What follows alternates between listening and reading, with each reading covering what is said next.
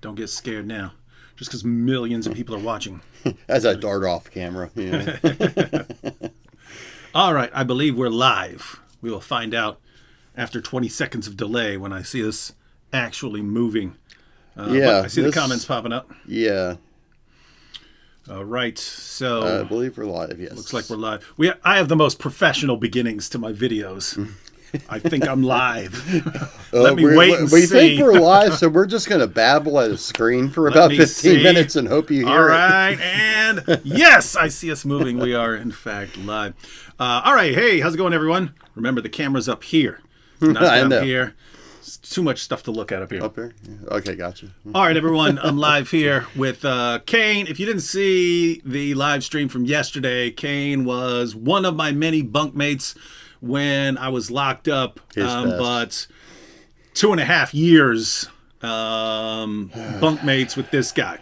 And so it was cool. He was visiting after years of therapy. Yeah, I'm okay now. Wasn't a lot of planning ahead of time. We just kept talking about stories from back when we were locked up. And I was like, yesterday I was like, hey, let's just go live and talk about stuff there.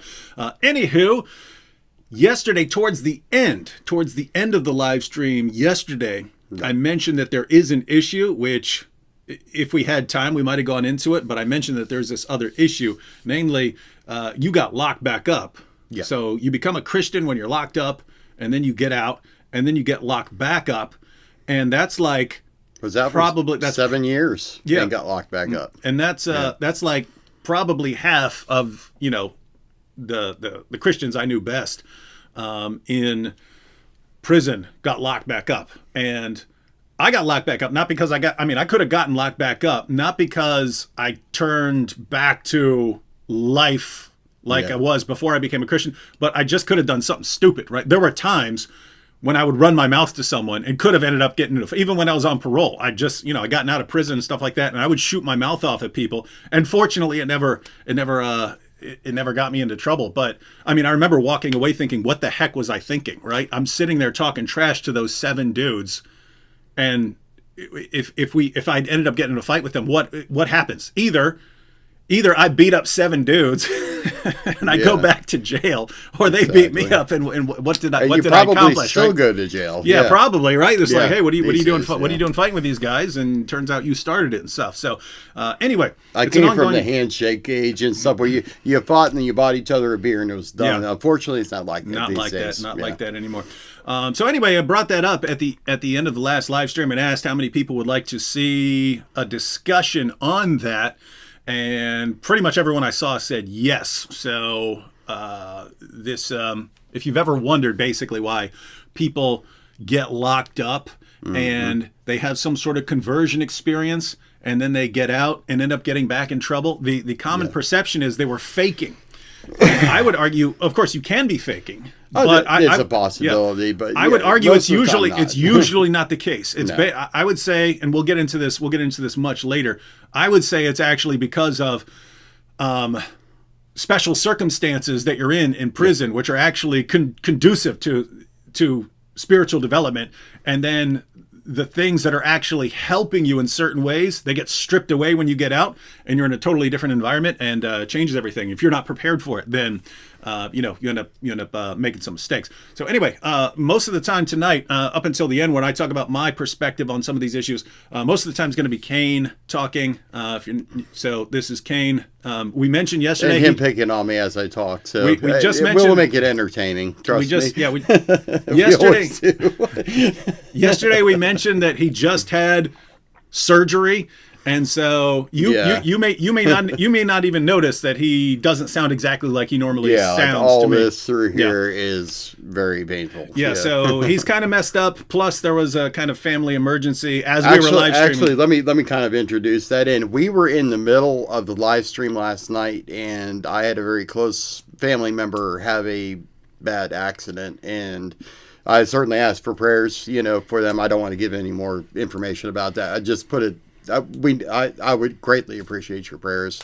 Dealing with that all day. I almost went back home, stuff, but this was more important. I felt this was something that needed to be heard, needed to be said.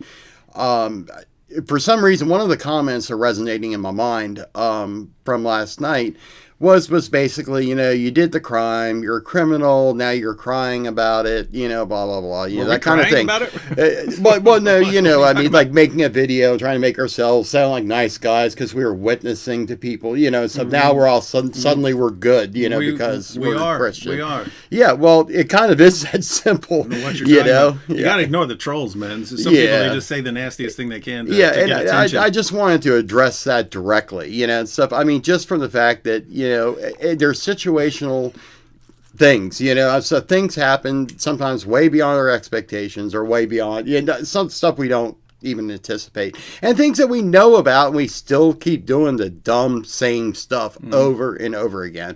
I mean, what's the definition of insanity? Doing the same thing over and over again, expecting a different result. Exactly. And I believe that, just kind of segue into it, that was one of my biggest problems. I actually kind of got a little arrogant in my salvation, I believe. I think maybe I interjected a little bit more of me into it towards the end, and stuff, rather than towards God. And I think that's where the problem started. So what I'm going to do is I'm just going to give like kind of a really sort of brief history of time sort of thing in Kane's life, I guess. So you kind of get an idea of, how I ended up, in the situation that I did. Yeah. I mean, basically and stuff, I grew up, I didn't have the best of childhoods. I mean, most people didn't have great childhood, so I mean that's no excuse. I'm not using that as an excuse or anything. I'm grinning right now because you would tell me stories about your screwed up childhood, right? Yeah, well, you tell me stories about like your dad telling you to move a pile of blocks from one side. Yeah, you'd have me move a pile of bricks that was about up to here on me. Keep in mind, I was like 10, 11, 12 years old, and he would make me work till 2 o'clock in the morning. He'd have me move all the bricks from one side of the house to the other. And then he said, is that where I told you to put that pile of bricks? That pile of bricks belongs on the other side of the house. And he would turn the spotlights on outside, and I would be out there sometimes at 1 or 2 o'clock in the morning, and got a whooping. Yeah. So I got the full. It was just funny to me because he would think of all these funny. Your dad would think of all these funny things to do that I didn't think of, and I think they were funny. Anyway, he was quite inventive. Yeah, so we were bunkmates, and he'd be telling me about all this like these ridiculous punishments and stuff like that. But then Kane is a multi-instrumentalist, right? You can play. I've seen you play almost every instrument anyone's put in your hand. So I've seen you play anything with strings on, basically. Bass and guitar, violin, viola, those cello, are the main ones. Yeah. Upright I've bass. even seen you play drums back in the day. Oh yeah, I played drums. Yeah, and like phenomenally well. Right, could be in a ton of bands playing different instruments and stuff like that. But what was funny is because you played the violin. I don't know if you remember this, but me and Doan would be sitting there, and I knew your background, and I'd be going, "Man, Doan, can you imagine what Kane's childhood was like with his violin lessons?" And we'd start doing imitation. I'd go, "Oh, Philip, darling. You'll come for Well, thanks for revealing my first name there, buddy. But, well, guys, there you go. You know my full name now. But I'm just kidding. Come for your violin lessons, dear. Oh, no, Mumsy, no. Mumsy, please don't make me. And me and Doan would sit there just... That was the ironic thing about my parents. Education was paramount to them as far as any kind of, I don't know how to explain it. Their only focus was education or die was basically my mantra when I was growing up and stuff. They wanted me to become whatever they wanted me, a doctor, a lawyer, or whatever. And I mean, that wasn't me. I was a musician and I'm an artist. I mean, that's where that's my talents and my skills. What's crazy is if you look at like Michael Jackson or something like that. I mean, his dad was basically torturing the Jackson Five to get him. And it's like they only achieve that success because he's putting them through all that, and yet that's how And yet it's just it was messing them up. Well, unfortunate greatness on the level come from a lot of pain. It's this weird situation of like they ended up hating the guy, and yet they had the success from him. And so, how do you get to the point where you can say, gosh, I wish they'd done things differently, but I can acknowledge what I got out of it and some of the success I got out of it. So anyway, that was just a little side side. I mean, however, and I want to make this also clear to everybody. So again, I don't blame anybody but myself for the situations I've gotten myself into, stuff. As far as going to jail, yeah, I deserved it. I did something that was against the law, so I explained all that last night. I'd rather not go through everything again, stuff. But they made me mandatory in my sentence. And what that means is they made me do the full amount, sans whatever good time that I had earned, and I had lost a little bit of time along the way, but they made me do the full distance, for it. Me too. Yeah, and like I think 2 or 3 of the times I just even refused to go. Like, you actually refused to go to your parole hearings. Yeah, I know. I refused to go to my parole hearings until the very last one when I knew I'd be, I won't tell you how my last one went. That's it's not good for this channel. Yeah, I told them. I went to my last one, which would have let me out just like 2 months early or something like that, just so I could get a little head start. Yeah, and they were like, nope. Like, what? Seriously, 2 months? I got 2 months to go. Yeah. Well, you remember my dad died. Yeah, no. Yeah, my dad died. Look, this is what they do to me. I'm sorry, another anecdotal story, just real quick.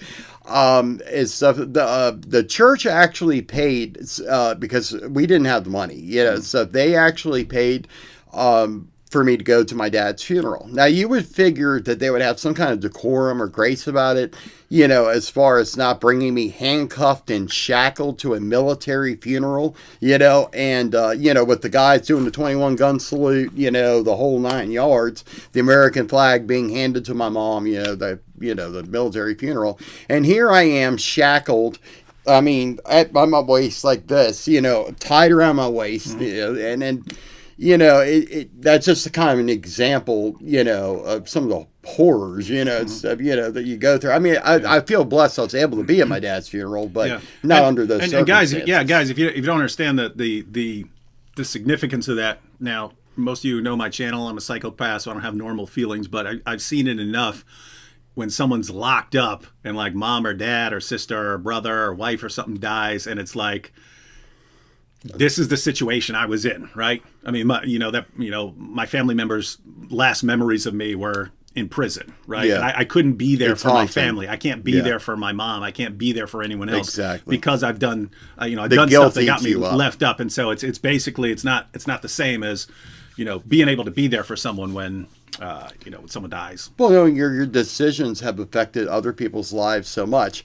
That's where a lot of the remorse comes in, and stuff. A lot of the, asking God for forgiveness for that. But I want, again, stuff. We have only a certain amount of time, so I kind of want to get to how things went. I got out of state prison. It was 1999, I believe it was. And was immediately diagnosed with Crohn's disease. I had gotten into a car wreck that almost took my life, literally a month getting out of prison. Crushed my femur. I had my lip was ripped off my face. They had to sew all that back on. They had to put my leg back together.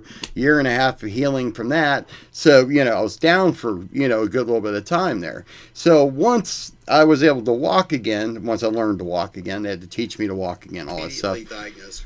It was kind of like a free-for-all. All of a sudden, the whole world was my oyster, and all these temptations, the girls, the drugs, the lifestyle. And keep in mind, I'm a tattoo artist, so there was the usual people come into tattoo shops, and I'm saying I tattooed very professional people, but most of my clientele was professional. But you still have your drug dealers and your people and the old friends you used to hang out with and stuff. They love to come around, especially when they find out that you're doing well for yourself. Hey, I want to check with you on this one. Mm-hmm. Did you have an experience that there are lots of ladies who are just extra attracted to you because you're ex-con? Run into that? Yeah. Oh man, listen. So I get out. Yeah, I get out. Yeah. I jump right back into school. I ended up taking a criminal justice course, just as an elective, That's the last course. And I took in college. I ended up talking to my professor, telling her that I'm an ex-con and so on, and she had me end up she had me speak to the class about prison, so from firsthand perspective what prison's like. Right. But then I ended up speaking for a bunch of professors in the criminal justice department. They all wanted me to come talk about prison and so on. And look, so I'd be speaking to these classes. There's 30. Actually, I think I came to one. Remember, I did come to one. You did? Yeah.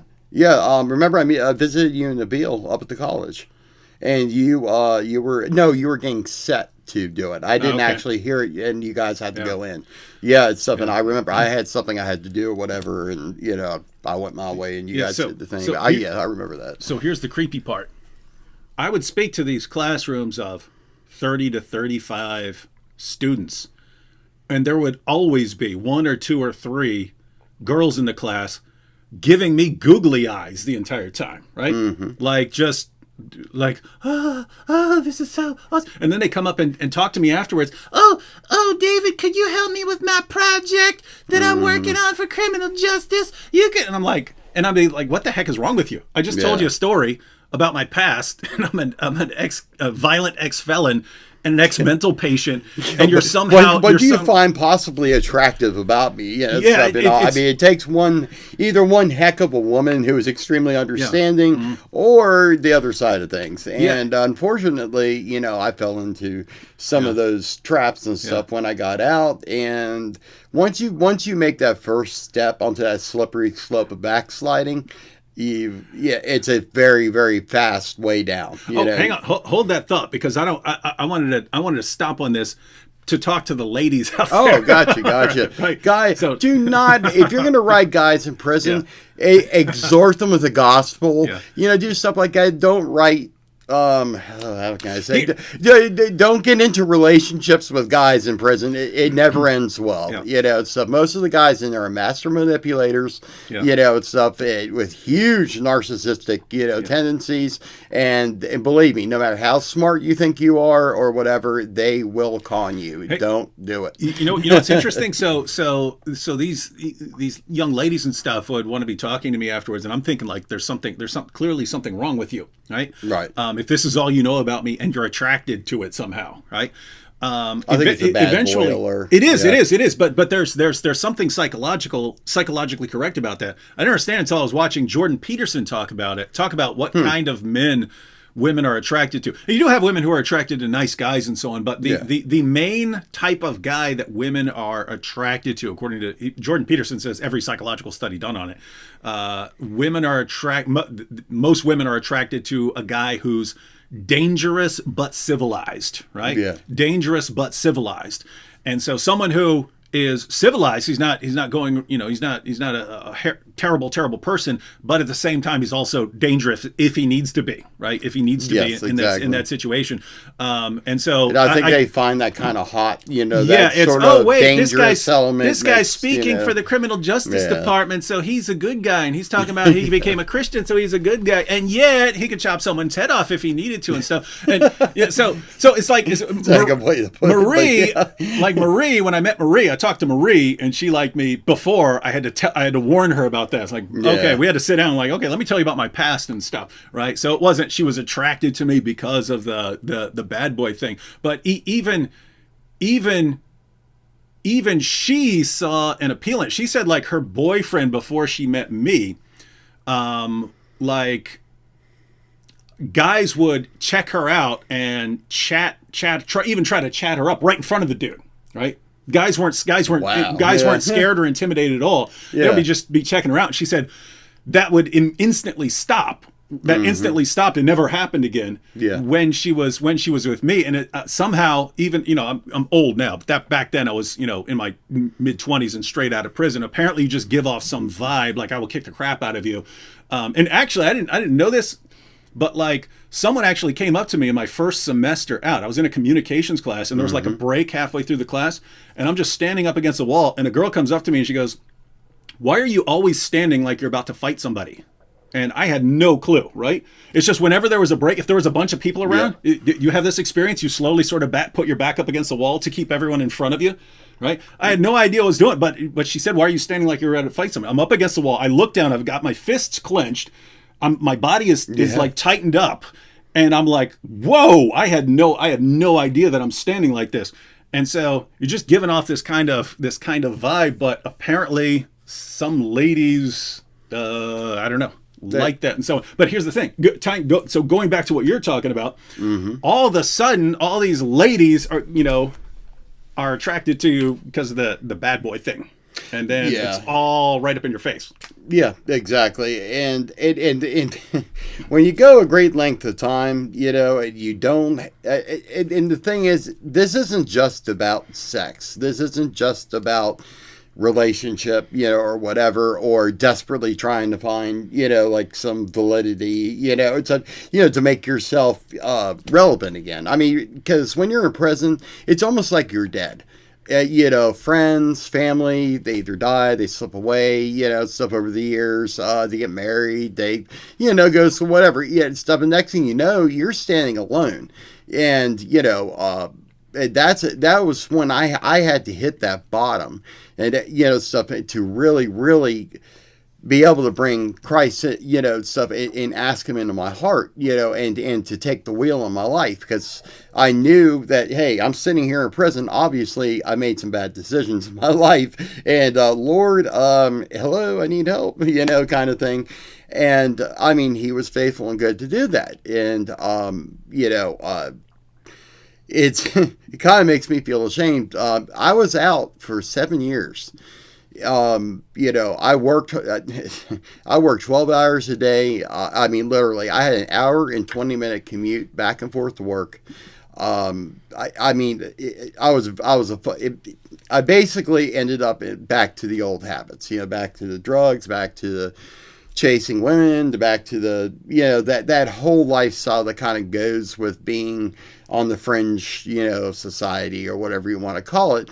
And my appearance, unfortunately, I was very young when I got a lot of my tattoo work done. I mean, for instance, like my hands, you're going to go the right way, like my hands are tattooed, my neck's tattooed. So I really I don't regret it, but I really wish I'd thought more about that before I did it. And I mean, most people look at me now, the first thing is they stiffen up, because they think, oh God, this guy's going to freak. Yeah, or this guy's going to attack me for no reason, whatever. And I'm nothing like that. I mean, at one point, when I was younger, I mean, I was, not the nicest person in the world to be around, but, as time went on, I got older and I, grew up and God worked in my life. This is the person you see sitting here today. 7 years of a bad marriage, 7 years of working myself to death,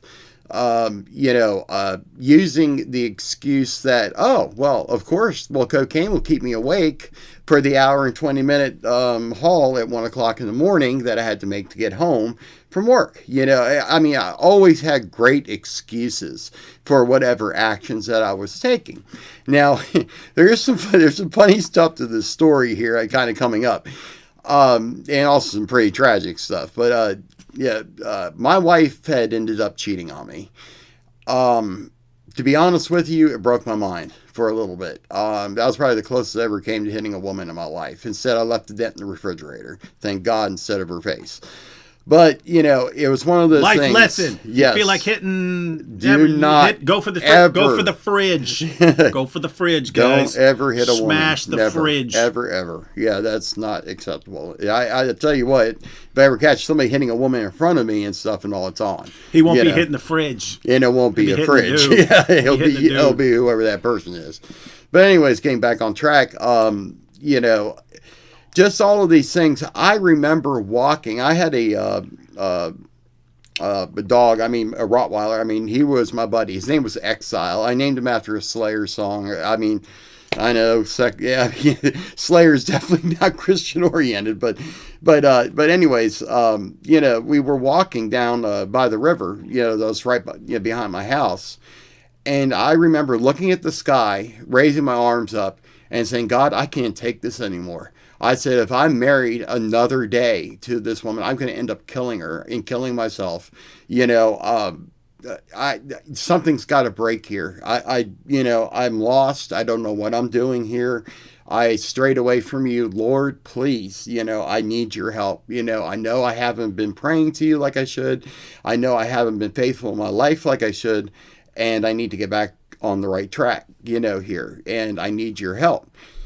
Well, sometimes when you pray for help, it sometimes comes in ways that you could not never imagine. The next day, I go to work.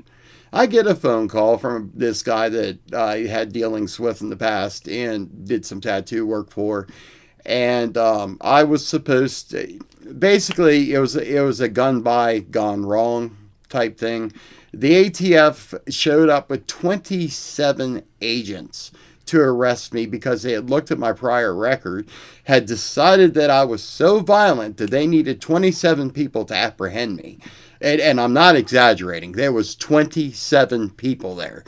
I mean, like all the task force, the feds. I mean, the ATF was there. The DEA was there. They heard Kane had something going down.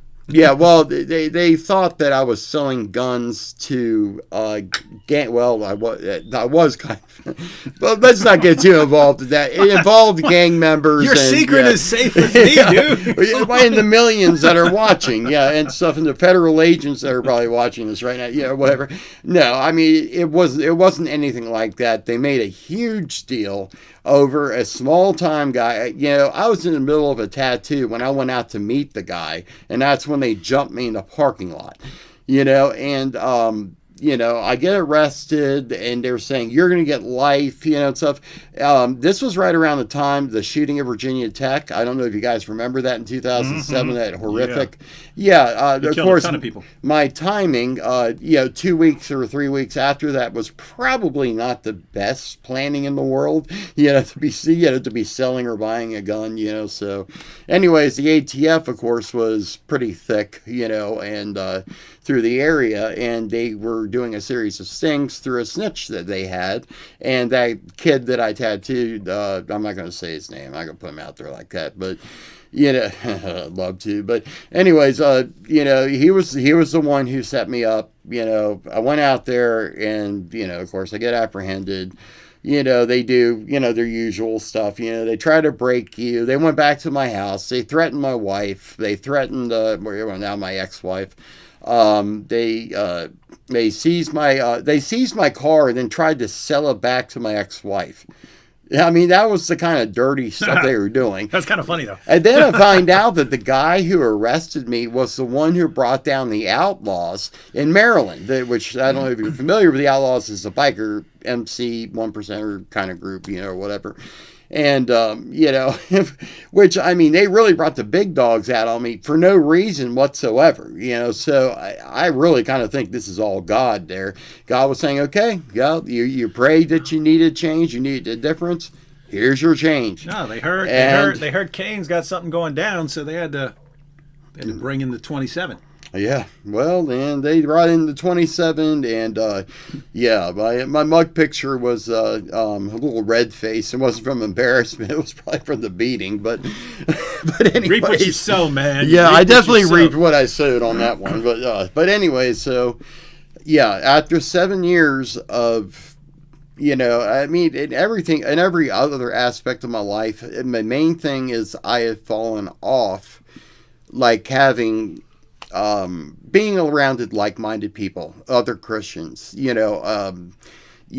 everybody I was hanging out with was, I mean, some of them were just straight anti-Christ, anti-religion, period. And the majority of them were just atheists and, didn't believe really in anything, And of course, birds of a feather fly together. You start hanging out with the same group over and over and over and over, you're going to start making the same mistakes. And I mean, basically that's the trap that I got caught in, and I don't care how smart you are, how intelligent you are, how much you think that you're a player in the game or whatever, you're always going to lose, stuff. You can't fight God, and you can't fight God's will in your life, and if he needs to get your attention, he will get your attention. Trust me on that. Twice he got my attention, and David brought a good point up earlier, and I kind of wanted to expound on that too. It can happen to anyone. it takes 1 or 2 seconds for something to happen, for you to lose your temper, anything and stuff, and you can end the rest of your life literally by an action that takes a couple seconds and pay for it for the rest of your life.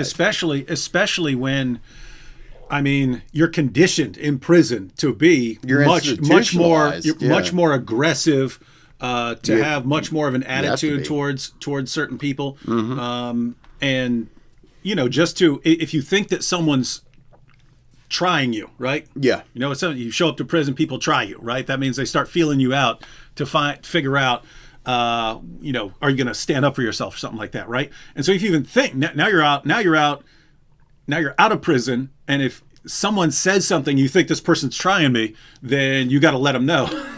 You got to let them know instantly. Do you remember the Snickers bar I put on your pillow?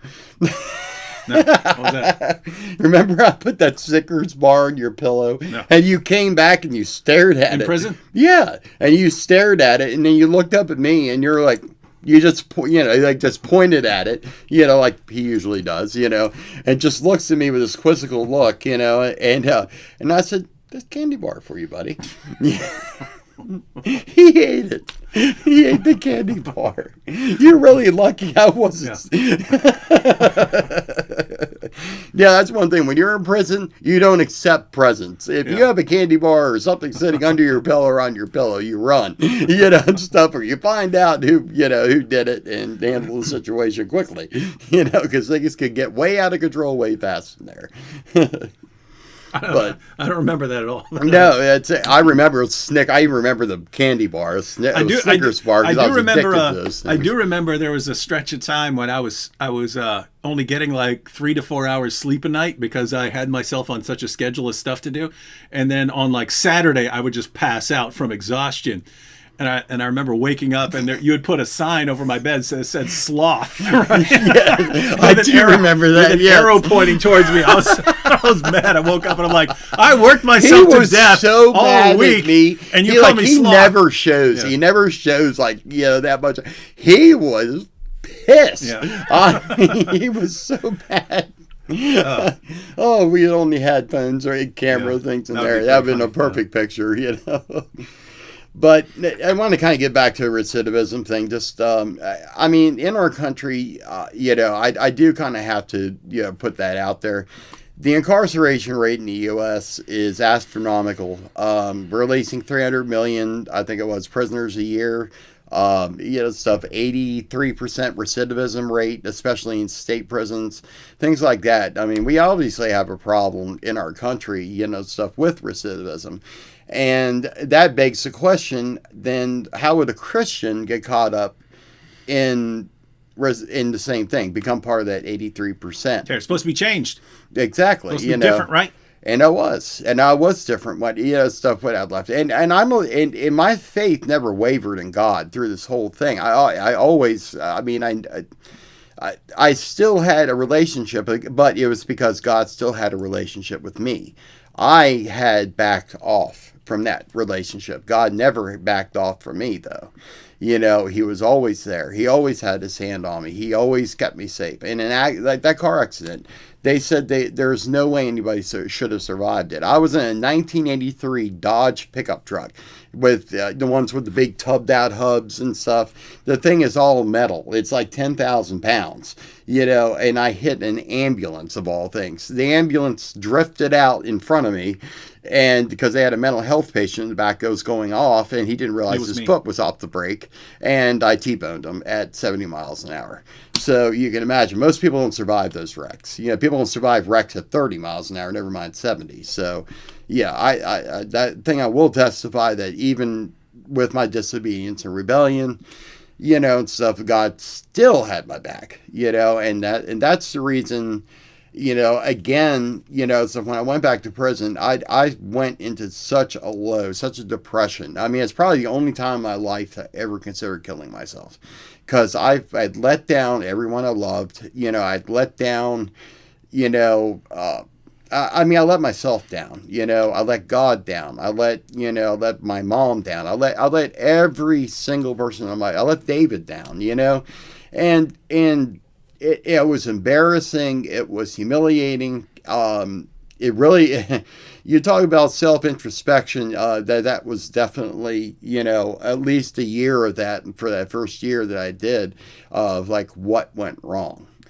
And, kind of going over that, I slowly, started like personally reading the Bible, stuff, and then, attended a few services here and there, and kind of slowly worked my way, kind of back into my faith again. It's not like I ever lost it, but it became strong again. It really felt like the Holy Spirit was again working in my life. Now, I did 57 months, and then I got out, and same kind of thing, back to work, 12 hours a day, the same thing again. But I had learned some valuable lessons this time. For me, it took 2 times, to get it through my thick head. But, like now, despite like Dave knows about the health problems and stuff that I have. I have Crohn's disease. I don't think I mentioned that yesterday. Often flare up. I have a lot of health issues and stuff like that, and it's very easy to use that as an excuse, like, not to do your Bibles, not to pray, to just hang around feeling sorry for yourself and stuff like that. I just refuse to do that, because now, we worship a living God, and I feel that in my heart now. Maybe something I didn't quite fully understand or get maybe the first time. I got it like as a baby would, but now I get it as an adult, stuff. Like I was telling you, all these verses are coming back to me. It really feels like God is actually speaking in my heart now, and I'm like, some of my actions, I've looked at it, wait a second, why did I react like that? And I said, hey, it's all God, it's a wonderful feeling when you feel that God finally takes the steering wheel in your life, and I think that was the thing that I needed to learn. I tried to do things my own way for those 7 years. I said, I'm smart enough, and I'm, whatever, almost like that. I don't know if you guys remember the old SNL sketch, remember he would look in the mirror, Stewart would look in the mirror.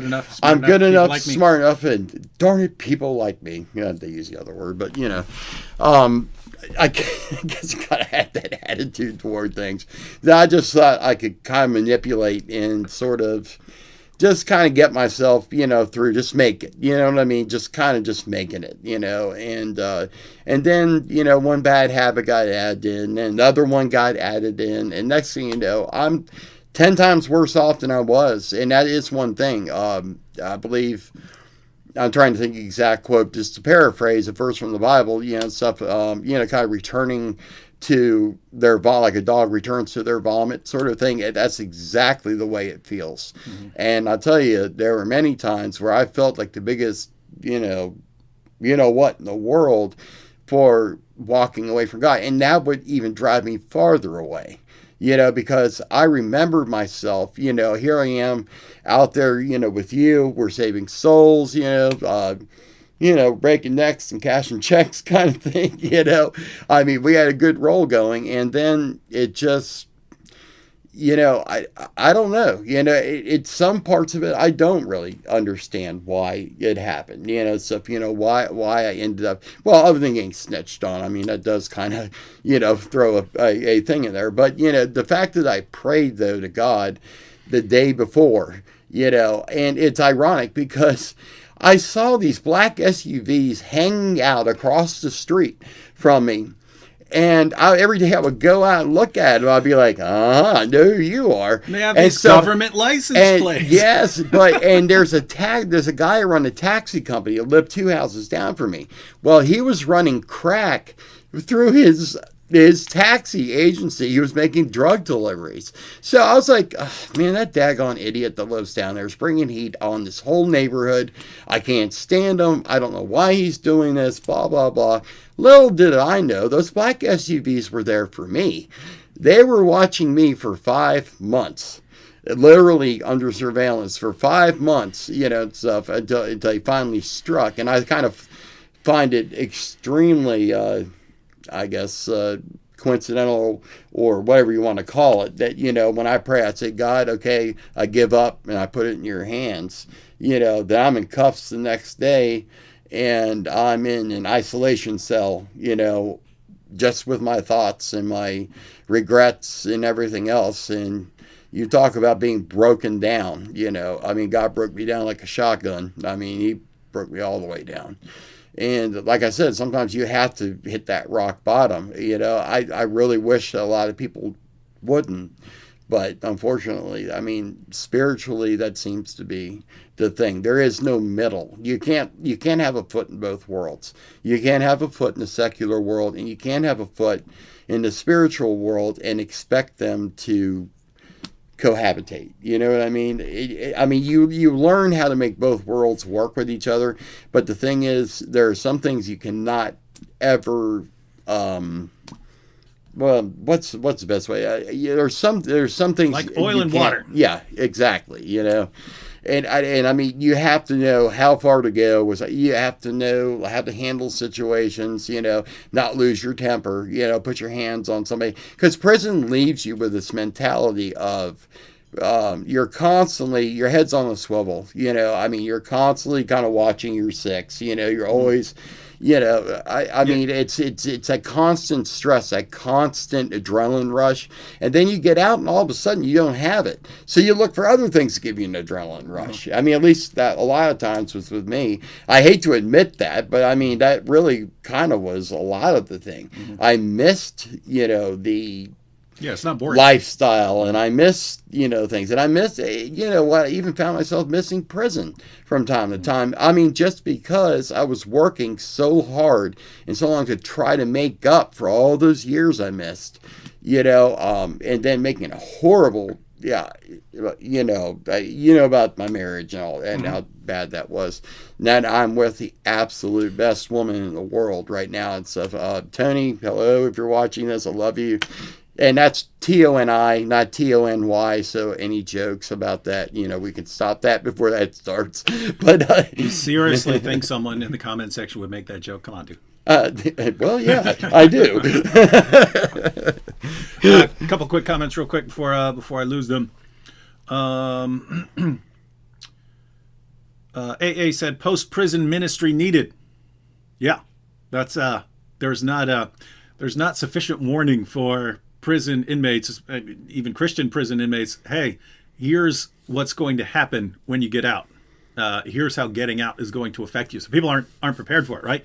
There's no preparation. Just imagine this, right? It's, hey, you committed this crime. Now, our solution for it, we're going to stick you in this building with murderers, robbers, rapists, drug dealers, and so on for 5 years, 10 years, or whatever, and then put you back out in society. And they expect you to behave. And then just adapt and be normal and better. It's like, wait a minute, my entire environment for the past 5-10 years has been criminal, right? And it has affected my thinking and so on. And so, yeah, it just has to be better. Well, that's a phenomenon of being institutionalized and stuff. Yeah. Often people that have been locked up as long as we were, end up getting what's called institutionalized, which basically means that you really can't exist outside of an extremely disciplined environment. You think like a convict, right?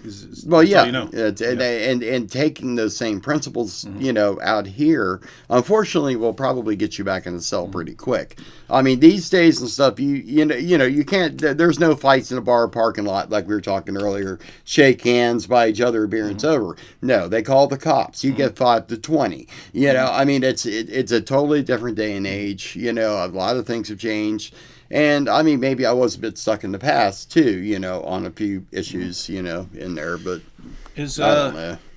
Iskalka Quest 2010 said, I worked with an ex-con, had his MA, was buffed, and did fine for a year or two, then stated he was comfortable around normies, eventually had a girlfriend who used pot. It went down from there. Notice it didn't take a lot. It didn't take a lot to get him back on a certain path. Gateway drug. Yeah, gateway back to prison. Yeah, that's a perfect way to put it. Yeah. Gateway back to prison. Yeah, that's probably the best way to put it. Psalm 116 said, David, are you still in contact with Randy? I'm glad someone here knows that this is not Randy. Again, as I said yesterday, not Randy, this guys. dude is the opposite of Randy, right? If you know Randy, this dude I don't know Randy personally. I just know he's an awesome guy. Yeah. You know, and I, you know, all the comments like I noticed last night. Yeah, I can't wait to meet Randy too, because I mean, you know, it seems like he was an incredible, amazing guy. You know, I mean, if you got your hard-headed butt to, you know, come around to seeing the truth, then he must have something about him. Yeah, he's all right. And yes, I am still in contact with him. Again, Randy's still locked up. I send him money every month. You know why? Because it sucks being in prison and no one sends you any money. Yeah. So keep that in mind if you know someone who's this locked one up. here. This was the one that made sure that I was okay. I mean, the second time that you know, when I got locked up again, I actually you know, so the last couple of years I stopped tattooing. I wouldn't, because it was against the rules. You know, I mean, I really kind of took it seriously about following man's law and as well as following God's law. And you talk about some really pissed off people. They weren't too happy about the fact that I wouldn't tattoo them anymore. But, you know, I just felt that it, you know, you know, I didn't need anything to keep me in prison longer, any longer than I needed to be, like getting caught and getting punished or whatever. So, you know, my second bit was definitely a lot more introspective, and you know, I left with a lot more caution. You know, and here I'm sitting now. I mean, I've been out, but how many years now? Gosh, years and years now. Decade, you know, whatever. I think a little under a decade. Something like that. And, I mean, now, you know, you know, prison's not even, you know, it's so far in my past, I can't even see it, except for, you know, when times like, you know, when I talk about it now, you know, or, you know, I'm trying to talk to somebody, you know, who's about to make a really, really big mistake in their life, you know, or something like that. You know, I try to, you know, counsel, you know, younger people that, you know, that think that being a drug dealer is cool, or, you know, or whatever, you know, and I you know, we're actually trying to start like a little bit of a community outreach in our local community, you know, to help the youth that, you know, that meth and all these drugs are completely, you know, ruining. I mean, I literally, almost all my friends are dead, you know. I mean, my very, very close friends, people I went to school with, they're all dead now, you know. They had the OD. It's horrible, you know. You know, and guys, I mean, I don't know. I mean, just a little anti-drug message real quick. Yeah, the first time it's great, you know, and stuff, but you'll spend the rest of your life chasing that first time, and it's not worth it. You know, don't waste your money. Don't waste your time. Don't piss God off. You know what I mean? I mean, I'm not going to say that God says drugs are right or wrong or whatever, but the way you act when you're on them is wrong. You know, so, and definitely not godlike. You know, you're not following the example of Christ. You know, if you're sitting there smoking a blunt and snorting lines with a bunch of people. You know, I mean, that's not the, you know, acceptable, you know, Christian construct, I guess, or whatever you want to call it. You know, and it's like the recidivism rate, you know, is so high in this country, basically because there are no programs really for people getting out. Now, on paper, you can get on the internet. And I know a lot of you are already reaching for your phones to look, you know, to look for like all the programs that are available for inmates. Let me tell you, they're not available for inmates. When you get out, you leave with prison clothes on your back, or if you're lucky and you had people send your personal clothes and you walk out. I had prison clothes on. Yeah, I had prison clothes. So I left them in the prison parking lot. I left wearing exactly the same clothes I was wearing in prison. Really? Yeah. I dropped them in the parking lot, in the prison parking lot, left them there when we drove off. I still got mine somewhere. I still got mine in a box somewhere. Yeah, it's a good reminder. Yeah, keeps you honest. I saved my stuff. Yeah, we do want to get into this basically. Getting out and sort of bringing some stuff together, and then I got some additional thoughts to share. I did want to do a little side note, just because totally unrelated, but it keeps coming up in the comments section because of your tattoos. The KJV 1611 Christian Muhammad Chowdhury said, "I do like the tattoos on you, but I do believe as a Christian who believe Jesus is Almighty God, I cannot have a tattoos." Okay, God bless you, bro, man. But you know, yeah, we don't want to go I'm in this not too gonna late. I'm get just, into I'm, this, I'm just yeah. wondering. I'm just wondering why. So give us a good answer. I'll go ahead and post it real quick. Now there is a little delay. We're like 20 to 30 seconds behind, so he won't be seeing this until like Right, right and please don't now. throw the No, Deuteronomy no, no, no, verse no, at no, no, me. let him quote. Let him quote. It's Okay. Leviticus. Let him quote. Let him quote Oh yeah, Leviticus. Leviticus, not bad. Yeah. Let him go and quote. But you know, someone might say something else and say because your body's a temple of the Holy Spirit or something like that. And so, or I'm just wondering. That's why. Yeah. Because maybe someone's got something that I haven't heard before. CJS said. Can we see your prison clothes? I'd have to find them. I usually don't throw stuff out, so it's most likely He something. wears them like every other day around the neighborhood to look hard. Yeah, I do. I do. I keep one button on top opened up with the rest of it. You know, up here in these mountains, we like these prison clothes you got there. I should. Hey guys, and a lot of people were asking, saying, There I am giving away your location. a lot again of there. a lot of people Sorry were about that. a lot of people were asking, a lot of people were asking, can I draw Zach the Serpent again? Yes, I saw. And I was that, thinking, yeah. I probably have that too. Because the warden had me taken down. I would have just great. Yeah, I would have just stuck that in a folder somewhere and kept it. So I probably have that because all my stuff I had when I left prison, I just stuck in a box somewhere.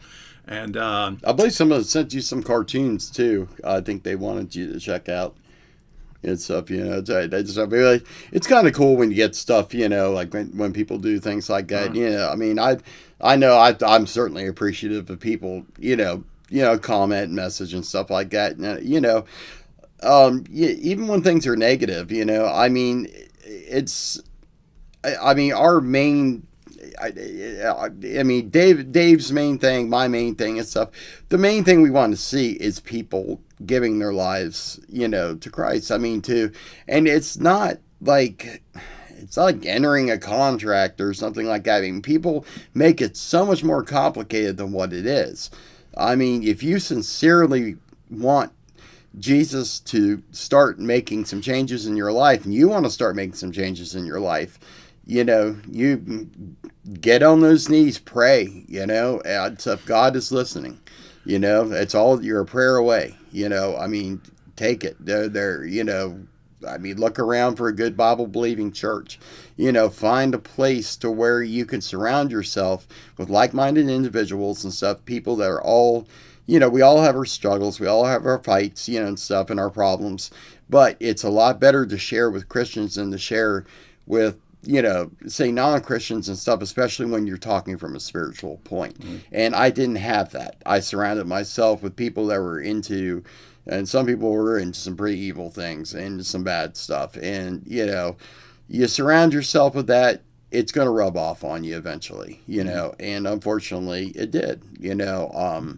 And I actually was, I mean, the whole thing was I was kind of doing just a favor for somebody, but it was also was greed, you know, and so because of the money that was involved, you know, I was greedy. I knew it was too good to be true, but still went for it, you know, so you know, I mean, obviously my thinking was not in the right place, and there it was, back in prison again, you know, and my divorce papers were served on my birthday. Trying to think of some other stuff. Yeah, that would have to be a whole nother show when I went through it in the feds. I was at USP Kane. I know some guys who were at USPs, or they were in the federal system. I was at USP Kane. I ended up at Butner because of my health, because of the Crohn's disease at the very end. But the federal system is, I guarantee you, a place that you never, ever, ever want to go to. You know, it is, I mean, literally in there, gangs run those prisons, and it's a very, very, very dangerous place, especially the USPs and the high security levels. You know, I had 57 months when the average thing on the yard was 36 to life, you know, so that was definitely a hairy time there, you know. We actually got some responses back on the tattoos. Okay. So we have, let's see. So Rory here says, well, because it was a pagan practice. By the way, I'm Rory Husky. So we have it was a pagan practice, and then we had the quotation from Leviticus 19:28. Yeah, I was waiting updates on that. posted over and over again. You shall not make gashes in your flesh for the dead, or incise any marks on yourselves. So the marks on yourselves would be tattoo. Now, tattoos may and I so on. put my explanation of that? Sure. You Okay. can give the incorrect explanation, then I'll give the correct one. Okay. Well, we'll see about that. Okay. But by the way, the only reason we're doing this is because it's a good repartee, exercise. yeah. It's a good exercise in I mean, applying basically, this is scripture the thing accurately. about tattoos and stuff. I prayed about it. I did pray about it. I asked the Lord to convict me, to convict my heart if I was doing something that was offensive to Him or wrong. And one of the guys that I work with, Josh, again, a born again Christian. I worked for actually the last shop I worked for was basically a Christian tattoo shop. Most of the people in there were Christian, stuff, and we had a very good vibe there, until we let non-Christians start working there, then the problem started, But up until that point, stuff. I mean, this is after I got out the second time, I worked at the shop for, I think, 11 years, I think it was. But, great bunch of guys and stuff, but, it's funny. I put myself back in the same environment again. I mean, it's what I do for a living. But this time I was smart about it. I didn't get back into the old habits. I didn't get back into the old, things. I mean, to be honest, to be utterly 100% honest with you, yes, there was a slip here and there, years ago and stuff and all. But, I'd like to say that, I'm getting it figured out, This is a lifelong thing, guys. You have to run the race to the end. This isn't a sprint. This is a marathon, and I mean, as far as the tattooing, I'm not actively tattooing right now. It's due to an injury. I mean, my hand, I had to have surgery, all the way down my arm and stuff. I just don't really feel like going through that. So I just went ahead and kind of semi-retired for a few years, and then I'm going to reevaluate. The ministry, has been one of the things I've been thinking about getting into, that sort of thing, or at least counseling, or something up that line. But, with all the tattoos, like, for instance, Josh was even worse than I was. He wouldn't even do zodiac signs. I mean, he would do nothing, but, like I would not, and actually, even at my worst, I refused to I would not do satanic tattoos. I would not do like inverted pentagrams. Somebody tricked me into putting a Leviathan cross on them until I found out later what it was. Stuff, unfortunately, I mean, that does happen occasionally, but, anything that I thought that would be against God, or something that, what I mean, it's displeased with, I would turn it down or I'd hand it off to another artist, Yeah. So basically two things. One, Rory said it's a pagan practice. And I mean, if that's your criteria, I mean, notice, prayer is a pagan practice. There's a lot Pagans of did all kinds of things, right? Eating was a pagan practice. Breathing was practice. Yeah. And so it's just because the pagans practiced something does not make it wrong. And so you need something better than, well, pagans did it, right? So what you could do is what, quoting Leviticus 19:28 did. Well, here it's specifically defining tattoos as this practice that the Jews were not allowed to follow, and so on. And the problem there is just reading the passage in context. The Jews were being set apart to be a peculiar, a special people, yeah. a separate people, and so on. But there were lots of things that were just meant to.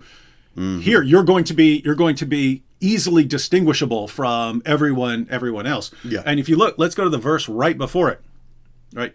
And just so you know, there's a question of.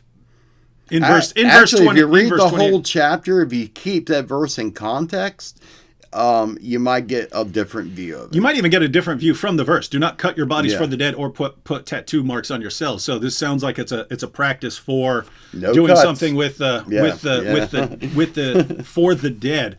But just look at the verse before it, Leviticus 19:27. The verse right before it. Do not cut the hair at the sides of your head, or clip off the edges of your beard. So verse before, do not cut the hair at You're the sides of going your right with head my argument or here. clip Yeah, off that's the exactly. edges of your beard. Right. So in order for the Jews I to can be grow a full beard. in order so. for the Jews to be easily distinguishable from everyone around them, they were told, "Hey, don't trim the sides of your beard. Don't cut the hair on the sides of your head." That's why Now, you see a lot of the Orthodox Jews. You'll see they'll have the braids on the side of their head because braids on they the won't side, cut yeah. it. And so the question is, you see someone like Kane or something like that, why are you not complaining about him trimming the sides of his beard? Instead, if you're really saying, hey, No trimming. you are under the Mosaic covenant of and everything it entails about being a person Now you're easily coming full distinguishable. circle to what I was thinking too, a logic on old law versus new law, stuff. I mean, the thing is, if my tattooing became such a stumbling block to someone else, to another fellow Christian, or say to a Christian community, then absolutely I could understand, stepping away from that, stuff, because I certainly wouldn't want to be a stumbling block to somebody, or my actions, cause them, to lose faith or to not even consider, accepting Christ into their heart, because they're like, look at this guy, he's tattooing over there and he claims to be a Christian, what I mean, you can't live your whole life, like making concessions for every single person. But I could see if it became a big enough stumbling block in the community, I absolutely would walk away from it in a second, stuff and all, for God's glory, not for my own, whatever, but for God's glory, and in order to advance the gospel rather than to become, another wall that people are able to put up, to now deny it. Now Rory says, you mean don't have a beard? I don't believe that. I don't know what you're talking about. Don't have a beard. Read the verse, verse saying, 27. It's saying don't cut the hair at the sides of your head or Okay. clip off the edges Here, of your beard.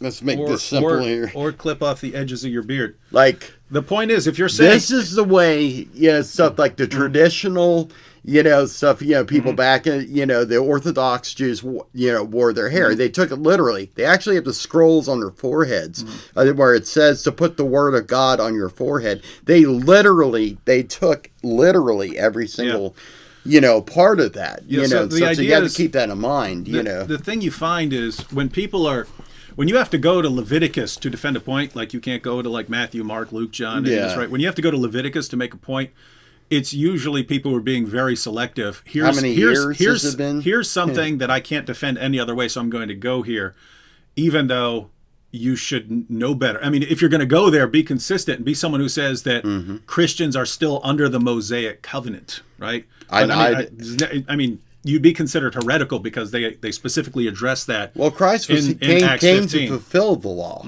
That's what I'm saying. He fulfilled the law. He took all of our sin upon his back. I mean, that's why, his father couldn't even regard him on the cross because of all the terrible stuff, all the sin of the world, everything, every awful thing every human being has ever done. Jesus died for, even to the point his own father looked at him and couldn't countenance, had turned his back, and stuff. And he said, Father, Father, why hast thou forsaken me? Remember, I mean, with that, I mean, it's, I certainly wouldn't be engaging in an activity that I thought was so like anti-God or offensive to God, what I mean? That I would take that sacrifice that Jesus made for me, for granted like that. Yeah. Now Rory is saying Acts 17 blocked me on Skype. I don't recall blocking you on Skype, but if I did, it would be because you, like, every time I would be on Skype, you would start calling me 50 times. Don't remember, but yeah, you got yeah. to go now, dude. We got a topic. We're talking about a topic, and I mean, multiple people call you troll because whenever there's a topic, you start trying to divert it. So, yeah, you got to go now, and bye. All right, now back to what we were talking about before being sidetracked. You troll, you roll. Yeah, that's the way we do it here. All right, so here we go. Getting out of prison. You've brought up a couple of issues. Okay. So, issue one, all of a sudden, the world is your oyster. All Yeah. these things, you have instant access to all these things I come that you haven't been around for years. Yeah. Right. Living a I think you said that earlier today when we were talking, like a monastic, sort of like living in an abbey or like as a monk or something. You have no physical contact with anyone, stuff. And I mean, even just the basic touch, the basic human touch. You don't have that. You don't have any of that yet. And a lot of people don't understand how much that really, really messes with your head. After years of that, after years of being beaten by guards, by, getting in fights, whatever, stuff, it really, really does change your brain. It changes your mind, and God is really the only way, not person, but God is the only one that can pull you up out of that, especially when you get past the point of being able to pull yourself out of it. Yeah, and that's where I had gotten. I had to tell people. I made a video on, when you recently started having all this anti-cop stuff. I had to make a video titled. I made a video titled "Why Some People Hate Cops." And one of the things one of the things I talked about was after you're locked up for so long, where your community is inmates, and the enemies who mess with you are cops. Yeah. You get out and you just, I had to struggle with that for a year because I did not like cops. Like even when I ended up having a couple of friends from church who were cops, yeah. I really, really did not like cops. And I just didn't trust them. That was my main issue. I didn't trust them. So like honesty is not the best policy in the interrogation room. Let's just put it that way. They use everything against you. Every word you say, they use against you. And they're very tricky. The Supreme Court actually ruled that they can use deception in order to gain a confession or to whatever. And I really think that's a bunch of BS, and that's not what we're talking about. I don't want to get onto that, but you do kind of get kind of a bad taste in your mouth, really. But I support law enforcement 100%, especially with everybody's aware of recent events and stuff. Obviously, I am 100%. On the side of law and order. Really? They don't do any screwed up stuff? Because you're more pro-cop now than I am. They absolutely do. I mean, it's and I actually have a channel that keeps me honest that I watch, stuff, and it shows when cops do stuff they shouldn't be doing. There's a lot. I don't know if you guys remember Katrina. It's something you're watching cops looting stores. Did you know over in France, the French police have quit and are with protesters now? It's a new day. Now it's the anti-cop show. My goodness, man. No, I'm saying good things about it. I'm just saying that my whole kind of picture of that changed. Stuff. Of course, at first, and he's absolutely right. That first year, you see a cop car, you stiffen up. 2 hands on the wheel, and you don't have anything in your car. You don't have anything to worry about. But you know what? All it takes is one of them seeing your record, throwing a little baggie in your car, and guess what? You're gone for life. And that scares the heck out of me sometimes, It's just one of those things, we put ourselves in the situations. And unfortunately, it's a lifelong decision that we made, and we have to live with that, So I would much rather, have a peaceful coexistence with law enforcement than a bad one, All right. So basically, you get out of prison, and you can imagine if you haven't eaten, let's say you've been starving for 30 days straight, and then there's some food in front of you, right? You kind of jump all over that and stuff. And so you have all of these temptations that you haven't had to deal with in a long time, and all of a sudden they're all right in front of you. And so some people just lose their minds and go buck wild. And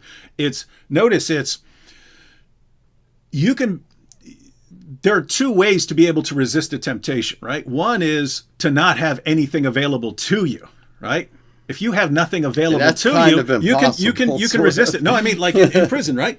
Oh, well, yeah. So out here it's a totally different ball game. Yeah. So there are 2 ways basically. One is to actually be disciplined enough to be able to have something in front of you, and you could still resist it. The other way is to not ever have it in front of you. So you, as a Christian in prison, there are certain things you don't have in front of you. And so you don't need a lot of willpower to resist them because they're not there. All of a sudden, they're right in front of you, and it's a different ballgame. You actually haven't been prepared. You know what I mean? You haven't been prepared to resist it when it's in front of you. You've been not having a problem with the temptation because it's not in front of you. I mean, it's similar to like imagine Muslims in a Muslim country where everyone wears full burqas, right? And then that Muslim goes to, let's say, New York City. That's why you have some guys who just lose their minds, right? Oh my goodness, look at all these women. They're like unwrapped meat, blah, blah, blah, blah, blah. It's like you haven't been around that. You've never developed the self-control to be around that. And so you can actually have a kind of self-control that hasn't been tested yet. All of a sudden it gets tested. So that's one thing. Another problem, which we've touched on a bit, is you get out and life isn't exactly easy as far as getting a job or anything else, right? I mean, think about this. Think about this, ladies and gentlemen. So I have 2 bachelor's degrees, I have 2 master's degrees, and a PhD. If I went to the local 7-Eleven and applied for a job, I would not be able to get the job. They would have a line. That box. They would have a line saying, "Have you ever been convicted of a felony? If so, please explain." Check. And then I would have to explain what I did. Actually, you wouldn't even be called back for an interview. Because the second they see yes on conviction, you're done. So, the biggest thing is I hear from a lot of people is, well, you get out of prison, go get a job. Don't be a bum, blah, blah, blah, and stuff. I mean, fortunately in my industry, I didn't have that problem. I didn't have to worry about that. But 90%, 95% of people that get out of prison do have to worry about that. When you can't even get a job at McDonald's and stuff, and these are guys that are making thousands of dollars a day selling drugs on the street. Now, what do you think they're going to go back to? We need to do better for our, for the guys, the girls are getting out of, especially longer bits and stuff. We don't have the proper, the proper things. And the church, I gotta say, has always been very actively involved with prison ministry and things like that. And that's we're locked up. It was there were church services every night. It was every night. Those people donated their time and came in. Some of them spent time. Some of them were like Bible scholars who were old and they're in their 80s and they're not going around teaching, but they'll come in and hang out with the inmates and so on. And so all that stuff is awesome. But I mean, basically, and it's a situation where, like, if I went to 7-Eleven right now and I filled out an application, they turned me down, I can't blame them for turning me down, right? They knew about me was okay, he did this horrible, violent stuff. And okay, why in the name of common sense would you want to hire someone who's done that horrible, violent stuff? So I get that. But the problem is, what do you do with these guys who are getting out of prison and they've done messed up stuff in the past? And obviously you would rather go with someone who hasn't done that messed up stuff. But you're putting these guys in situations where, as Kane pointed out, hey, I can go around looking for something. And again, you do find jobs. You usually end up working with, hey, I know a guy who can help me work here, right? Who can get me in because he owns this place and he can get me in there and so on.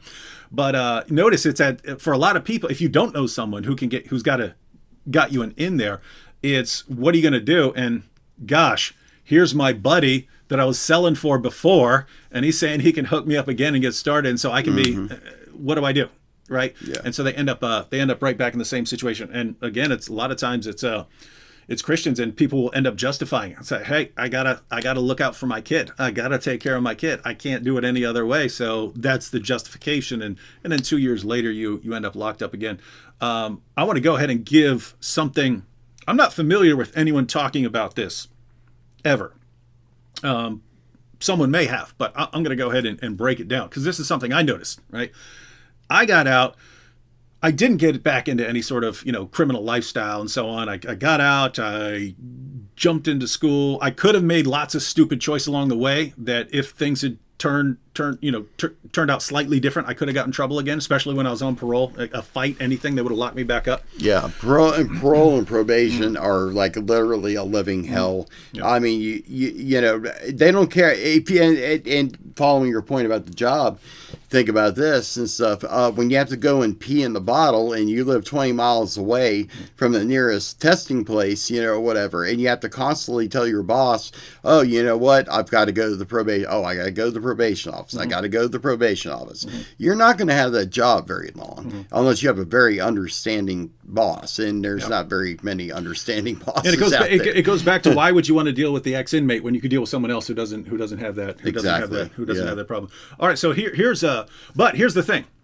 So I didn't get back into, you know, what things I was doing before, but I noticed it was massively harder to live as a faithful Christian outside of prison than it was inside of prison. Right? It was everything was more difficult, and I was trying to do everything absolutely right. I mean, as soon as I got out that first Sunday, I was in a church saying, "Hey, could you show me your statement of faith? I want to check this. I want to check this out." That's where I went wrong. Yeah. So, but even then, massively, a much more massive struggle to keep up everything, to keep up praying, to keep up Bible study, anything, right? To avoid sinning. Everything became massively more difficult. And I was wondering about that for a long time. And I was actually over at Mike Lacona's house with Gary Habermas, and he was talking about some things, and it finally clicked, right? So this is Gary Habermas. He's a Christian scholar, and he was talking about some other people like Dallas Willard and Richard Foster, who have books on the Christian disciplines. Right, the Christian disciplines. It doesn't mean like discipline like we're thinking of. It's basically the things you do as a Christian, as a disciple, right? And if you ask someone who, even in a church that emphasizes things you're supposed to do as a Christian, you'll usually get a list of like 4 or 5, and it will be things like, it will be prayer, Bible study, fellowship, witnessing, maybe fasting on occasion. But those will be the 5 things you do as a Christian. Yeah. And here's what people have been pointing out about the early centuries of Christianity. It was more like 12 to 15 disciplines of a Christian. And what's crazy is when you find them right in the Bible, right? Yeah. You find them right in the Bible, but they're just not emphasized nowadays. And so things that were emphasized in the early centuries of Christianity, if you were becoming a disciple of Christ, it wasn't just the prayer and Bible study and so on. Simplicity was a massive one. Namely, you're living a simple, releasing the material things from your life. Uncluttered lifestyle, right? You want to avoid clutter in your life, right? So simplicity. Related to that, frugality, right? Not being wasteful. It's very easy here in America to fall into those bad habits. Yeah, notice that's part of why it's not emphasized, because we're in America where you don't want to tell people, hey, don't be, hey, be frugal. It's not exactly a virtue in modern society. So simplicity, frugality, a confession and accountability, right? If you do something wrong, you confess it to your fellow Christians, and you guys remain accountable to each other. Yes. Submission to authority, right? Submission to authority, meaning you are under someone else, a church leader, someone you are under authority, and someone that you are in submission to authority. It actually is supposed to have an ongoing effect on you, that you understand that you are not on top. You are not answerable to no one, right? Exactly. So you have those kinds of things. And what they had was, it was called a rule of life, but it doesn't mean a rule as in here are the rules. It's a rule like more along the lines of a ruler, right? But the word that they used is actually the word for trellis. And it was connected to vine growing. Yeah. That if you wanted to get, if you wanted your vine to grow and produce fruit, there's this. You put a trellis up, and the vine grows on the trellis, and that's how it maximizes its growth, right? Right. And so this rule, this structured framework, was supposed to be these daily, weekly, monthly rhythms of your life. That you have this sort of structure. There's all sorts of room for moving around within the structure, but you have this developed structure. Yeah. And so that's how they made sure that they had this sort of daily rhythm of, here's when I pray, here's when I do this, and so on. There's all kinds of things that can throw things off, but you get into this rhythm and so on. And what's interesting is I've also studied things about willpower and habit formation and so on. Actually makes sense from a psychological perspective. Willpower is compared to like a tank of energy that you can actually deplete and wear out. That's why you can, like I could say right now, okay, don't eat. And you could decide, okay, I'm not going to eat. Well, you could keep that up for a while using willpower. Eventually your willpower would be depleted and you would I have to eat, right? So there are things you can do for an amount of time. Eventually your willpower runs out and you end up giving in. That's why people can, like, let's say, diet and go on a diet for a while and 12 days and, hey, I've lost 5 pounds and so on, and then you give up. They fall right off. You give up. So but there's also something, forming habits. You form habits in your life, and all of a sudden, once you develop a habit, in other words, once you keep up something long enough, love rituals. Once they love ritualistic, like, well, it actually becomes behavior. it becomes Aristotle called it second nature, right? It's second nature because you have your first nature, that's what you start with, but you can actually train yourself to do certain things so much that it becomes like it's your nature. And so the idea here is the appropriate way to live a certain way is to use your willpower short term. You use your willpower short term to develop habits, and then habits take over, and then you don't need to struggle with it as much. You don't need to use your willpower because it's become part of your life. But all of this tied together. But here's the situation. I noticed that a lot of the things that were Christian disciplines in the early centuries, especially for a monastic life, if you join like a monastery and so on, they had a lot of the Christian disciplines. They're built into prison life. Notice submission to authority. You are always under submission to the authorities, right? You're constantly. Well, we're supposed to obey a man's law as long as it doesn't contradict God's law. But the guards, you're constantly being required on a daily basis. Yeah. That has an effect on you. In fact, I was watching an MMA fighter years ago, and he was talking about. He was trained for years in Brazilian jiu-jitsu, and then a guy who did like karate was running his mouth and so on. So he said, I balled him up, and the guy, he's a black belt in karate, so he's confused, like, what happened? So he wanted to go again, so I balled him up again. And then after 4 or 5 times, he realized he just couldn't do anything against. Found the wrong art to go against. He couldn't do anything against jiu-jitsu. And so pretty effective. Yeah, and so he said, so finally all the guy could say, well, at least in my art, it develops personal discipline. And he's like, well, screw you. I don't care what it does. I just kick the crap out of you, right?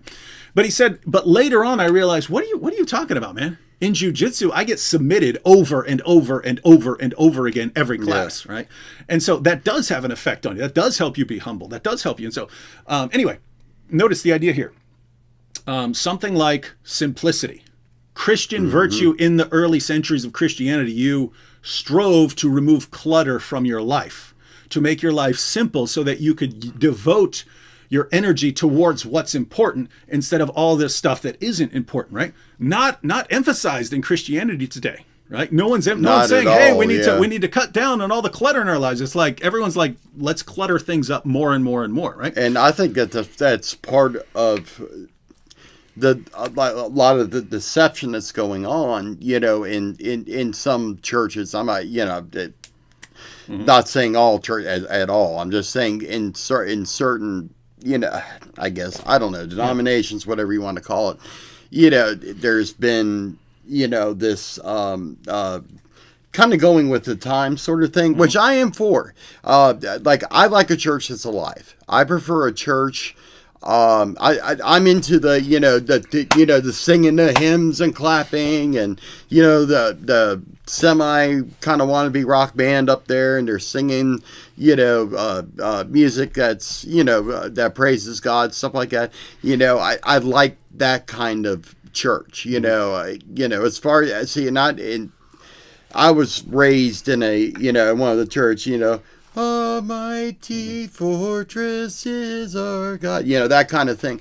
Which absolutely, I mean, it's beautiful as ritualism and stuff like that. And I'm certainly not saying that Lutherans and Methodists and stuff like that are wrong or anything like that. It just isn't for me. You know, everybody has, and that's the reason why there's such a rich tapestry of like Bible, Bible-centric churches, and that have different approaches, because not everybody is going to respond to the same, thing. Like, for instance, like you can't stand a rock band, say, in front. So you would maybe want to go to a more traditional church or something.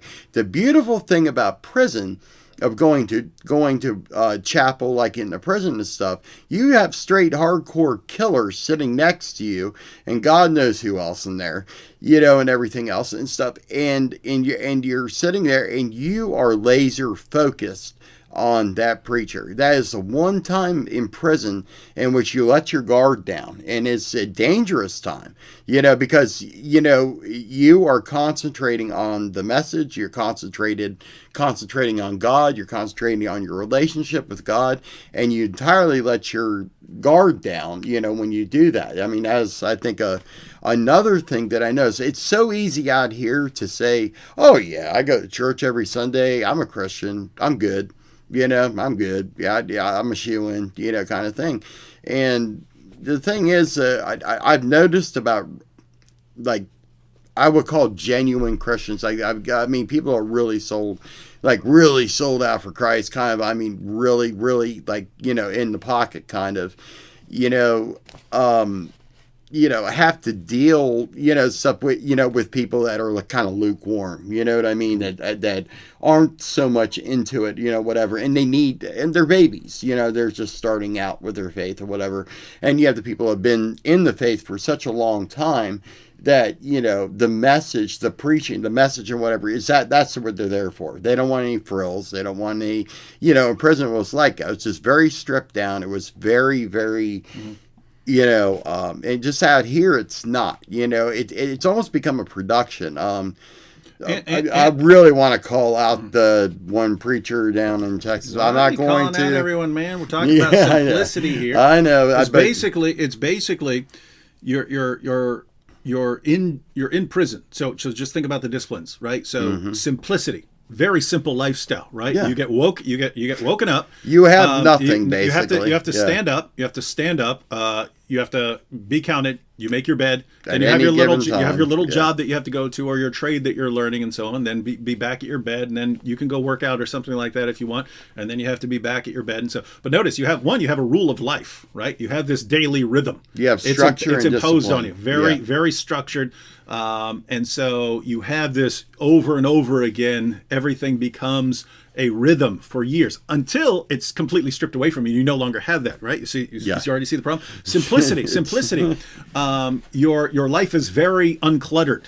You have your bunk. You have one footlocker that contains all your possessions. All your possessions are right there, easily contained in a footlocker, and everything that you're supposed to do is laid out for you. It can be complicated in certain ways. Like, again, you are around a bunch of criminals and so on. You have things to do, but as far as like clutter in your life, it's just not there. Frugality, right? Not being wasteful and so on.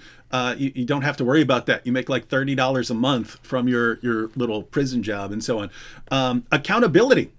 Yeah. Accountability. You're around Christians constantly. Imagine 10 people from your church living in the same room with you all day. You're around them all day. There's endless accountability. It will make a huge change in your belief system. I mean, it really gives you that support, that camaraderie, that I'm going to help you through this, brother. I'm going to help you through this, sister. I'm going to help you through this, brother. That kind of thing.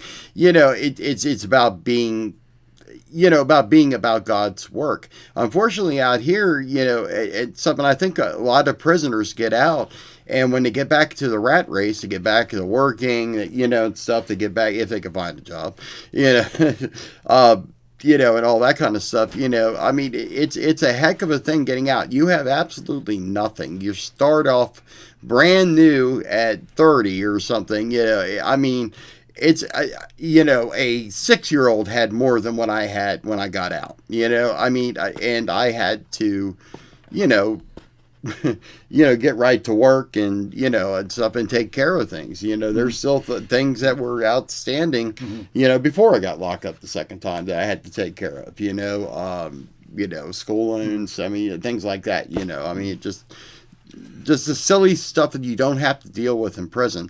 And I don't mean to say silly stuff, but I mean like the little petty stuff that eats you away every day out here. You don't have that in prison. Prison is brutally simple. I think it's the best way to put it. It's like a savage garden, It's just, you have so many different kinds of personalities and people thrown in together.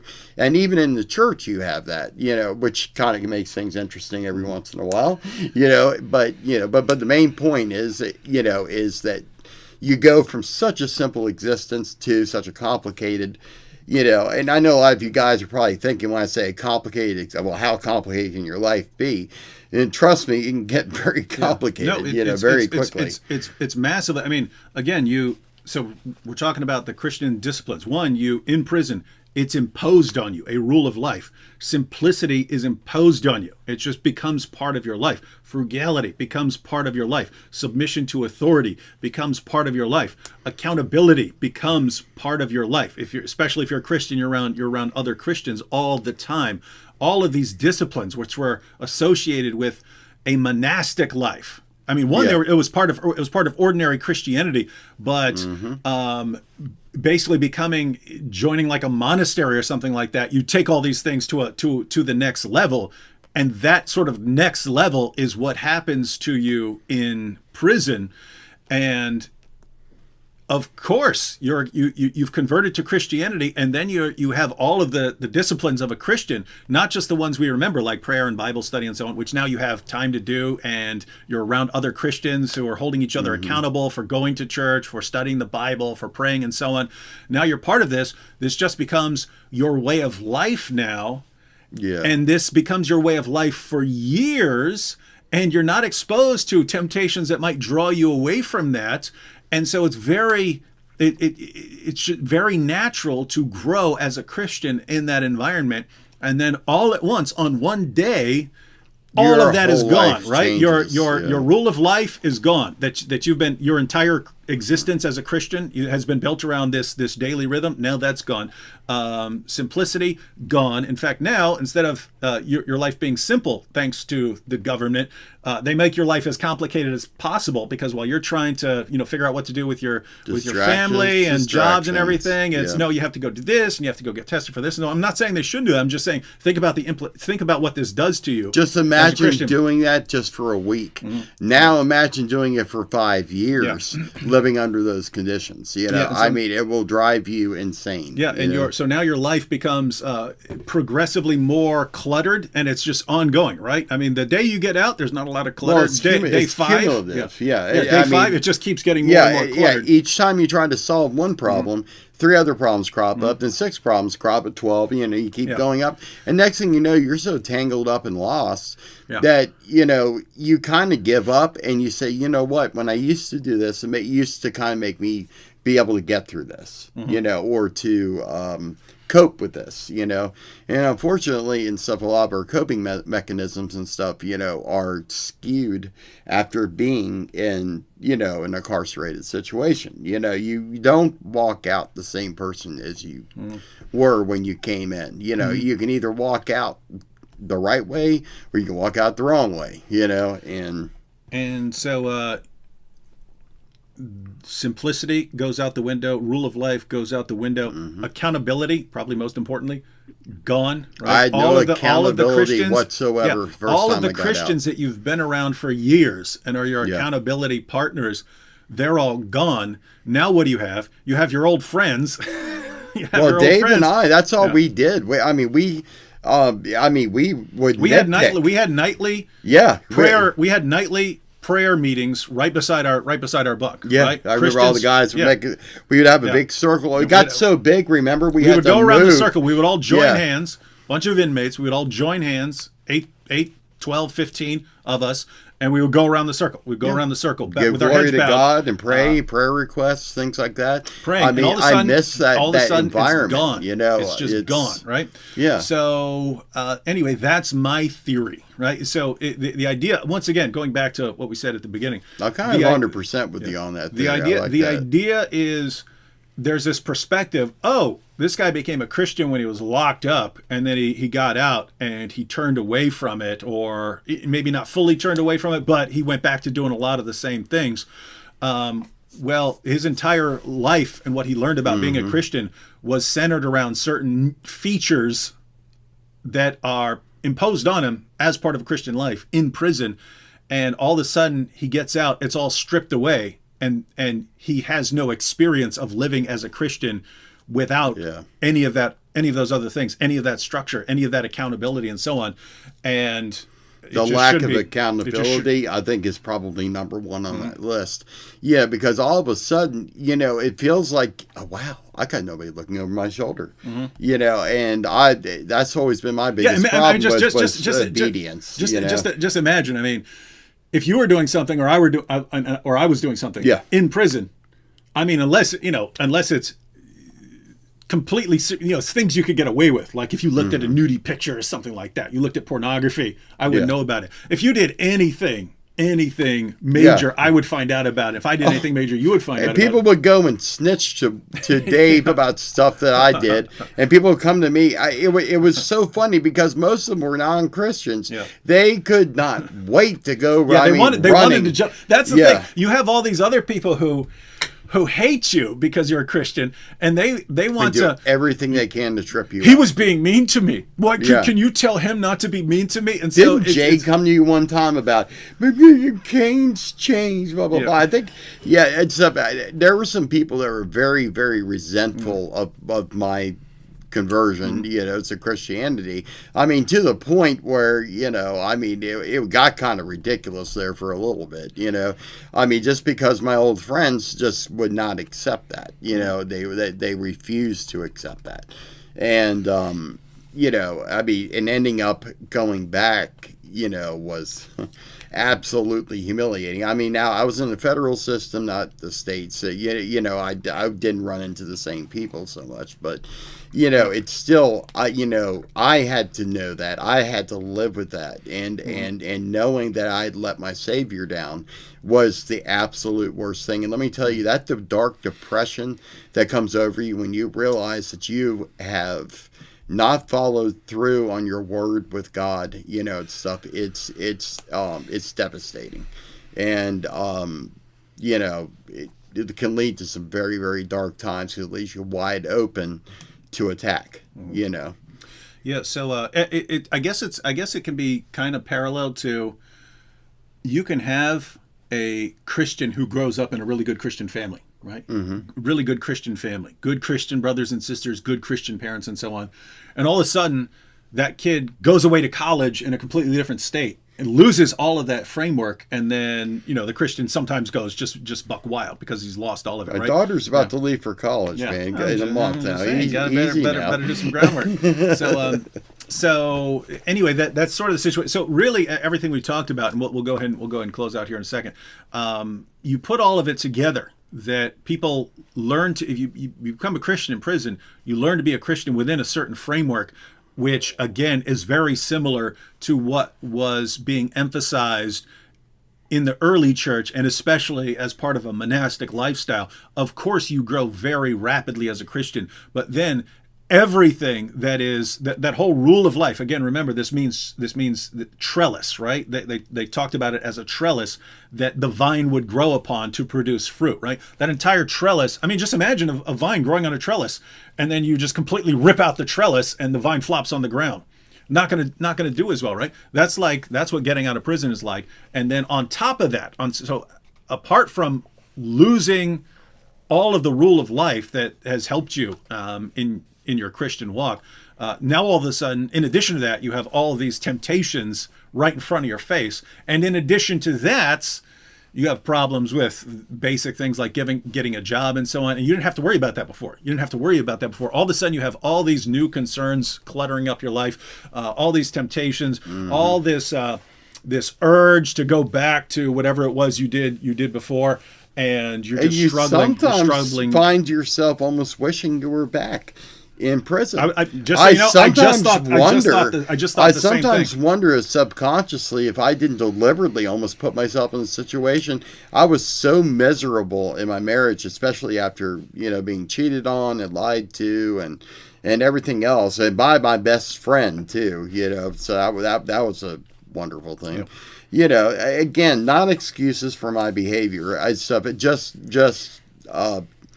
think it's important. It's part of the story, and stuff. I mean, you kind of give a full picture of what I was going through at that point, I was in constant state of exhaustion. I was taking one drug to give me enough energy to work, and I was taking another drug to, be able to sleep. I was taking another drug to, and I'm talking about even drugs that were prescribed to me. Most of the time during this period, I wasn't involved in illegal drugs. Doctors were prescribing these things to me, like, painkillers and things like that. I actually cold turkeyed myself off of that stuff, and then still ended up in prison, and stuff in the end. Stuff and all, because I think it was a direct answer to a prayer. I think that I needed more time, to dig deep down inside, and really realize, that I need to keep my eye on the prize. Yeah. That I can't just run a mile and say, hey, I just ran a marathon, I'm good, you got what was it, Paul, I think, that said, that you have to run the race to the end, and that's, that's kind of where I sometimes feel that shame. I think that the evil one often puts that shame in us and stuff, is constantly trying to, make us feel that we did something offensive to God, or whatever. I mean, sometimes we did, and he's like our accuser, he constantly throwing it in our face, constantly, in your head, have I done something, what have I done to offend God? What have I, you ask questions like that when you end up in impossible situations, especially prison. Yeah. All right. Well, we're going to close out here. You've had our thoughts on why people who become Christian in prison end up getting locked back up. Hope you have some clarity on that. There were some more requests.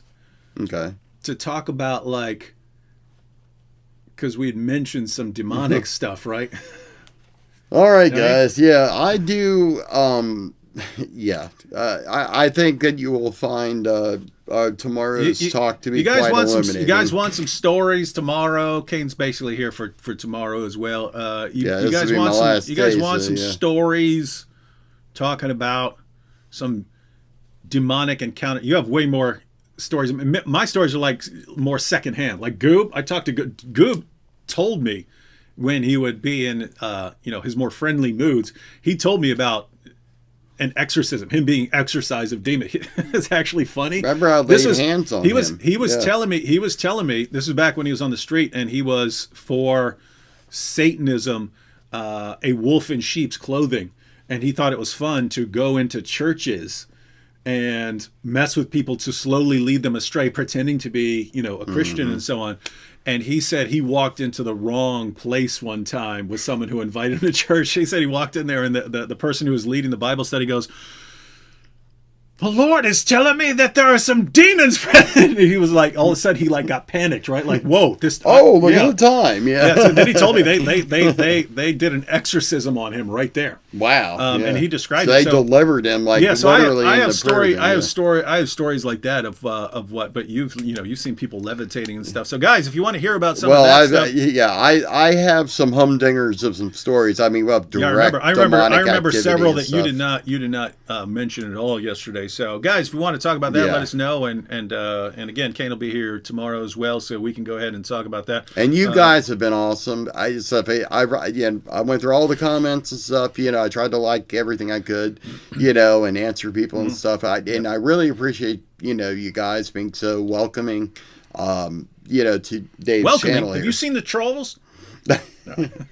You know what? Yeah. I mean, if people are coming here to troll, I think really they're kind of coming here to get maybe a little dose of truth too.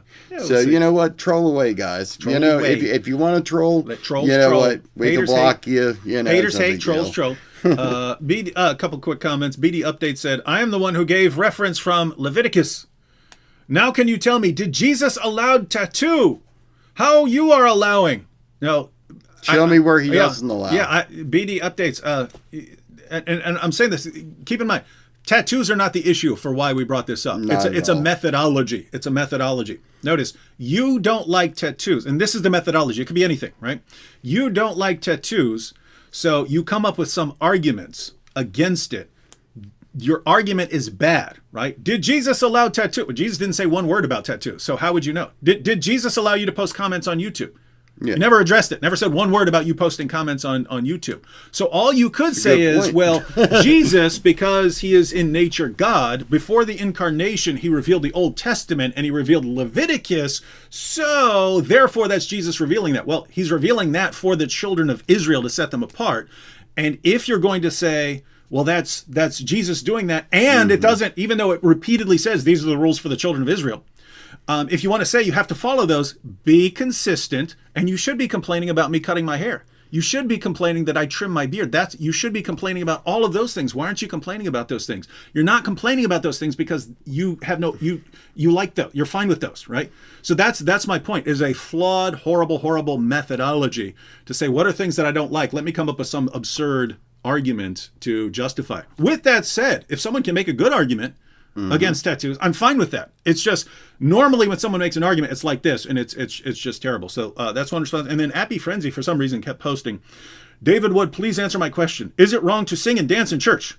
I have no idea why you'd be asking me as if I'm an authority on what's allowed in church. Do a little bit of reading in Psalms and stuff. I think that you'll find your answer. Well, that's what the person said. Not that type of dancing, I guess, grinding and so on. I mean the way. Well, yeah, you're David not twerking in church. I mean, come on, guys. Let's use some common sense. So here's the thing. I have no idea why that came up. Why Appy Frenzy won. I'm not an authority on what you're supposed to do in church. I would say if you're in a church that has singing and dancing, I've been in churches that have singing and dancing. As long as it doesn't become chaotic and a distraction to other people. Yeah, or stumbling block to people. I mean, but why in the world are you even asking me that? So that's notice here with the objection to tattoos. The point wasn't tattoos. I was happy to address it because of the methodology. And here it's not the dancing issue. It's the bringing up all these random issues where I'm not an authority. Why are you bringing it up? And it's not the topic. It's not even the topic. So anyway, it's just some ideas. Anyway, it looks like tomorrow, ladies and gentlemen, we will be